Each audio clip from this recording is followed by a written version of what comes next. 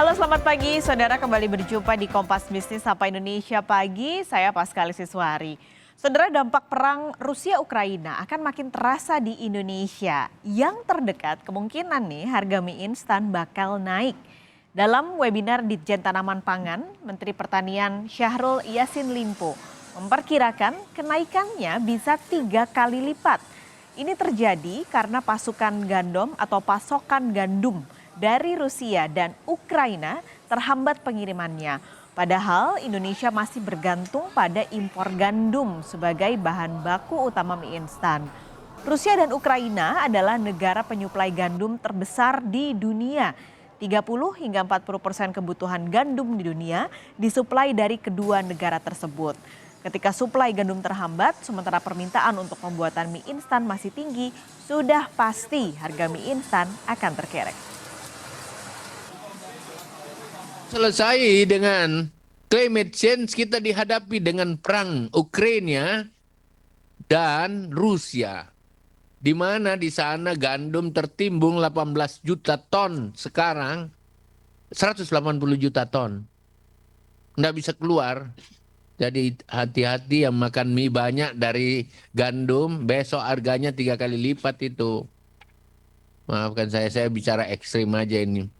Ya, ada gandumnya tapi harganya akan mahal banget. Sementara kita ekspor impor terus nih, gitu loh. Jadi nanti mie instan udah bukan lagi penolong kita ketika akhir bulan ya kalau harganya naik. Tapi pertanyaannya apakah memang Indonesia hanya benar-benar bergantung ke Rusia dan juga Ukraina untuk pasokan gandum? Kami punya datanya dari Badan Pusat Statistik yang terbaru saudara. Negara-negara mana saja yang dijadikan Indonesia sebagai sumber impor gandum. Jadi yang paling besar ternyata adalah Australia, lalu Argentina, Brazil, Kanada, dan juga India. Ini adalah data teranyar dari bulan Januari hingga Mei 2022. Tapi permasalahannya memang nggak ada Ukraina dan juga Rusia sih di dalam ini. Tapi masalahnya karena Rusia dan Ukraina pasokannya terhambat, akhirnya negara-negara ini sekarang mulai menghentikan ekspor gandum mereka. Karena negara-negara ini akhirnya mengamankan pasokan pangan dalam negeri dulu.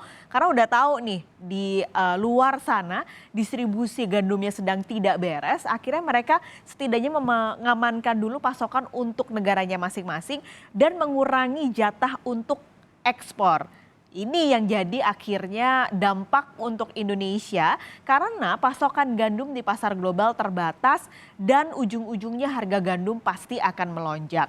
Lalu pertanyaan lagi, emang nggak bisa nih Indonesia nanam aja gitu gandum di sini kayak nanam beras? Nah ternyata menurut penelitian yang dilakukan oleh Kementerian Pertanian, iklim dan juga kondisi tanah di Indonesia nggak cocok dan nggak bisa memang untuk budidaya komoditas gandum sehingga kita 100% harus impor dari negara-negara ini.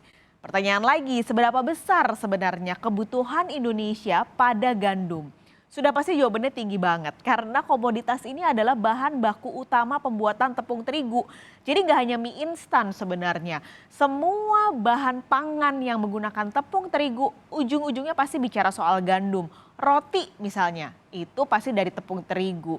Nah ini adalah gambaran besaran kebutuhan gandum Indonesia dari angka impornya. Di 2019 ada 10,69 juta ton, sempat turun di 2020, tapi di 2021 angkanya naik lagi menjadi 11,17 juta ton. Yang bisa Anda perkirakan kira-kira berarti sebesar inilah kebutuhan Indonesia pada gandum impor. Kalau di tahun ini hingga bulan Mei, Indonesia sudah mengimpor gandum sekitar 4,36 juta ton. Angkanya masih besar banget. Lalu pemerintah akhirnya menggadang-gadang nih akan ada pengganti gandum supaya kita nggak terlalu ketergantungan sama gandum gitu. Ini karena permasalahannya adalah masyarakat Indonesia tuh sudah sangat ketergantungan dengan gandum. Tapi masalahnya nggak ada juga alternatif penggantinya. Akhirnya muncul nih namanya sorghum. Sebuah komoditas pengganti atau alternatif pengganti gandum yang kabarnya bisa untuk menggantikan posisi ataupun bahan bakunya.